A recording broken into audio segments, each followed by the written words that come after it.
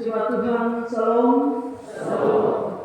Selamat pagi, selamat beribadah di kebaktian minggu yang terakhir di tahun 2023. Kalau kita suka hitung-hitung, kita punya kesetiaan ikut kebaktian, mungkin kita bisa merenung sepanjang tahun 2023 ada yang terisi full, ya setiap minggu kita ada. Tapi mungkin ada juga yang ada yang bolong-bolong. Ada hari-hari minggu tertentu karena sakit atau karena satu kondisi tidak bisa beribadah. Tapi puji Tuhan kita sampai di hari minggu yang terakhir di tahun 2023. Bapak Ibu, saudara-saudara sekalian, kalau kita hidup di bawah penjajahan satu bangsa, maka kemungkinan besar kita sebagai yang dijajah akan sangat mudah terpengaruh dengan tradisi-tradisi atau kebiasaan-kebiasaan mereka yang menjajah kita. Kita di Indonesia misalnya, atau di Kupang misalnya, karena penjajahan Belanda terlampau lama, ada sejumlah kosakata atau sejumlah bahasa kita yang justru asalnya dari bahasa Belanda. Misalnya apa itu Bapak Lingus? Misalnya apa Oma Desi? Orang-orang saya ingat ya, ada bahasa-bahasa tertentu yang kita pakai ternyata bahasa Belanda misalnya. Ya oke lah, mungkin kita lupa, tapi fork juga bisa, ya. Serbet itu juga. Oke, itu contoh, itu pengantar untuk kita masuk dalam perenungan berdasarkan bacaan Galatia 4. Masyarakat atau jemaat di Galatia, mereka hidup dalam penjajahan bangsa Romawi. Dan hidup di bawah penjajahan bangsa yang besar dan kuat itu, mau tidak mau menggiring mereka untuk kemudian turut menjalankan tradisi-tradisi atau kebiasaan bangsa itu yang nanti menurut Rasul Paulus itu bertentangan ketika mereka sudah diselamatkan. Nah, ada satu tradisi dalam masyarakat Romawi yang dipakai oleh Rasul Paulus untuk jadi contoh.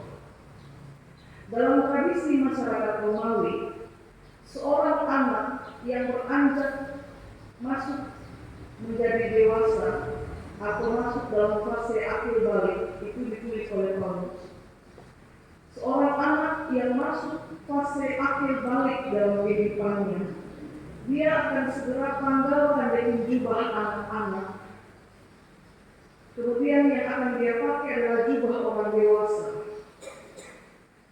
Hal tersebut menandakan bahwa anak ini atau anak yang sudah beralih menjadi dewasa ini, sekarang dia adalah seorang dewasa yang memiliki hak dan tanggung jawab penuh.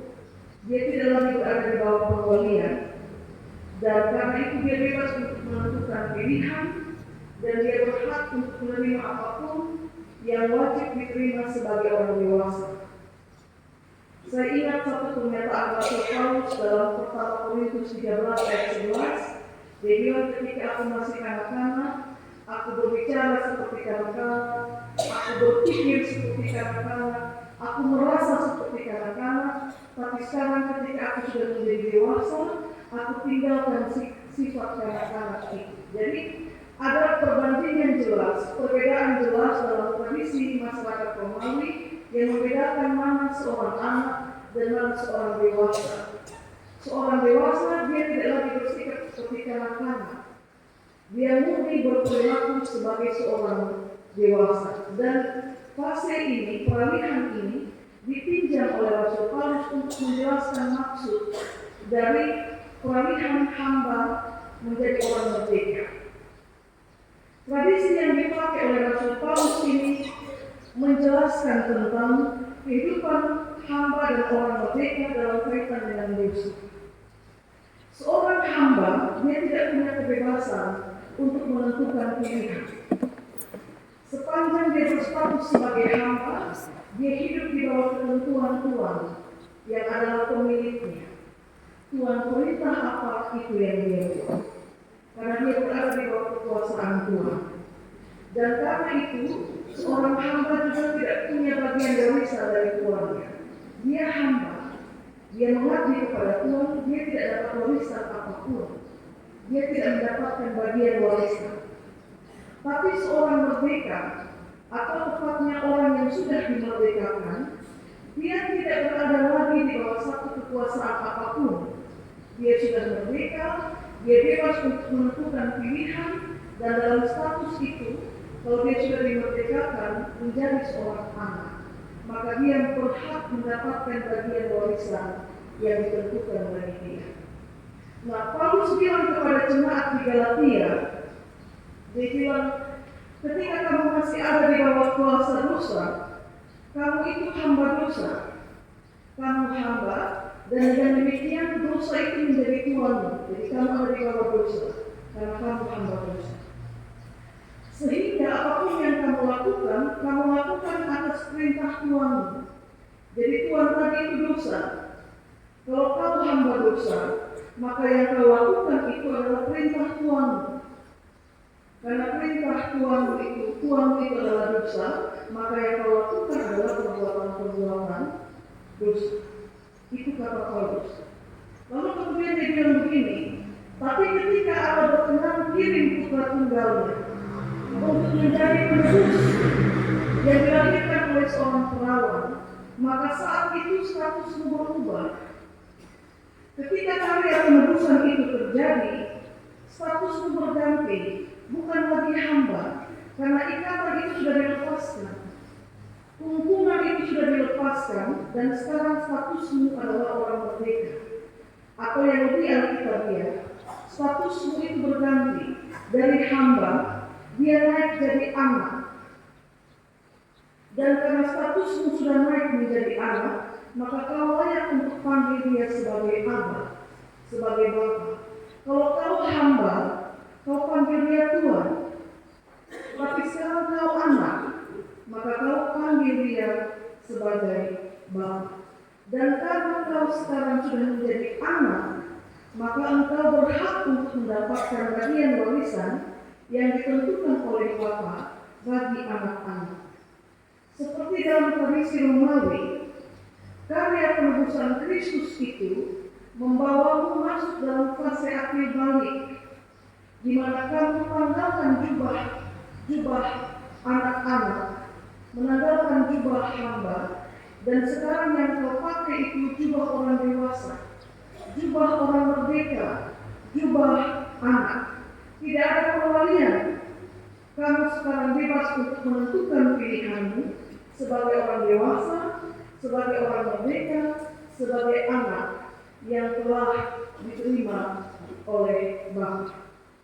Nah, tapi kemudian Paulus sesalkan satu hal. Setelah mereka dikenal oleh Allah, atau lebih tepatnya mereka diangkat dari budak dosa itu menjadi anak, Paulus bilang, kamu berbalik kepada cara hidupmu yang lama. Jadi sudah diangkat nih dari lumpur misalnya, sudah dikasih bersih, sekarang kamu balik lagi ke kubangan lumpur itu. Mereka jatuh dalam perayaan-perayaan kekafiran sesuai dengan tradisi penjajah yang dirayakan oleh tradisi orang Romawi, karena mereka memandang begini, kalau perayaan-perayaan itu kita rayakan, perayaan-perayaan itu memelihara hidup kita. Bahwa dewa-dewa yang disembah itu seperti dewa kesuburan, dewa kekuatan, dewa kesehatan, itu akan memelihara hidup kita. Padahal mereka sudah dikubur. Paulus bilang, karena statusmu adalah anak, maka kehidupanmu itu akan dipelihara oleh Bapamu, bukan oleh berhala-berhala yang kau sembah sebagai dewa. Jadi sampai di sini saya harap Bapak-Mama mengerti. Jadi diangkat dari kubangan, dikasih bersih. Tapi sekarang kembali lagi kepada kubangan dengan perayaan-perayaan yang mengistimewakan dewa-dewa orang-orang kafir. Mereka meyakini bahwa dewa-dewa itu pelihara mereka. Tapi Paulus bilang tidak. Yang pelihara kehidupanmu itu adalah Bapamu yang di surga. Injil Matius pasal 6 tentang hal kekhawatiran, Yesus bilang dalam pengajaran di bukit kepada orang banyak, siapa di antara kamu yang karena rasa khawatirnya dapat menambahkan satu hasta saja pada jalan hidupnya? Saya suka omong ini ulang-ulang. Satu hasta sama dengan 45 senti. Siapa yang bisa tambah satu hasta saja pada jalan hidupnya? Satu hasta saja. Kalau bisa tambah satu hasta, berarti bisa tambah 2 hasta, 3 hasta. Kalau bisa tambah satu hasta, silahkan khawatir. Tapi kalau dalam kekuatanmu kau tidak bisa tambah bahkan satu hasta saja, yang Yesus mau sampaikan adalah jangan kau khawatir. Karena itu bagian Allah. Kalau burung-burung yang tidak menabung, tidak menuai, tapi diberi makan oleh Bapa di surga, bunga batu yang tidak memberi keindahan bagi dirinya sendiri, tapi dipelihara oleh Bapa di surga, apalagi kamu, Yesus kasih penekanan, hai orang yang kurang percaya, dia pasti pelihara. Karena itu Yesus bilang jangan khawatir.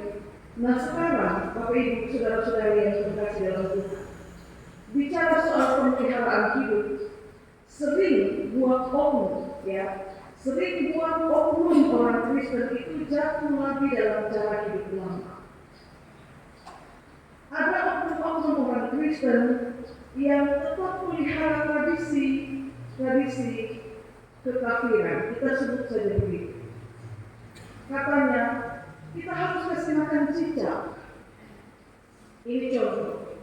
Kita harus kasih makan cicak supaya kita usaha ini diberkati. Karena kalau kita tidak kasih makan cicak, cicak itu lapar, maka itu kita usaha akan terancam gagal atau bangkrut. Karena itu dia setia kasih makan cicak. Hari Minggu dia di gereja, tapi nanti pulang itu untuk kepentingan dia usaha lancar, dia harus kasih makan cicak supaya dia usaha tidak bangkrut.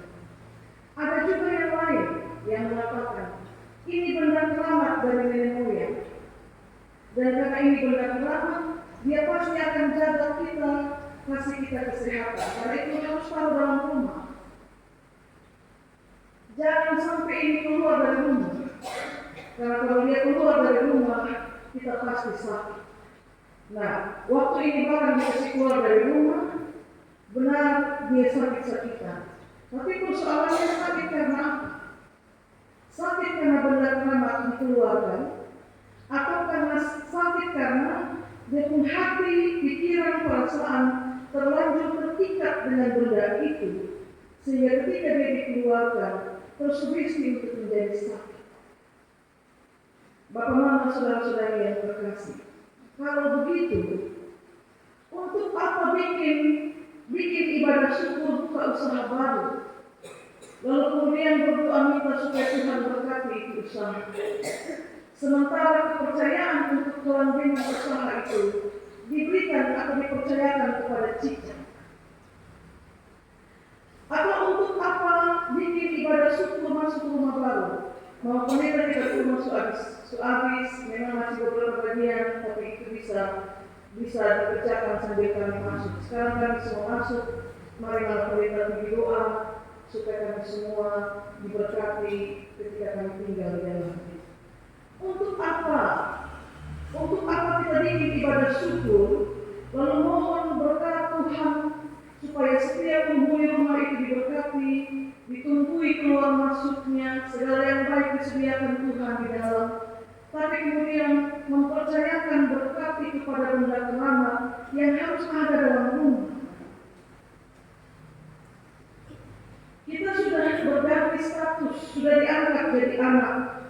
Status sebagai hamba dosa itu sudah dihapus lewat pengorbanan Kristus. Lalu untuk apa lagi kembali menjadi hamba? Yang berhak dapat warisan itu hanya anak. Hamba tidak mendapat bagian warisan. Yang berhak untuk panggil dia sebagai bapa itu hanya anak. Kalau hamba tidak panggil tuannya sebagai bapa, dia panggil tuan. maka hidup kita dipelihara oleh Bapa, bukan oleh benda-benda keramat atau oleh binatang-binatang tertentu yang kita percayai, yang karena itu kita setia harus kasih makan.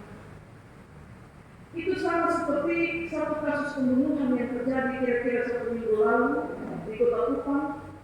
Seorang, ya ini kita mau sebut Banci atau Walia, dibunuh oleh oknum yang masih remaja.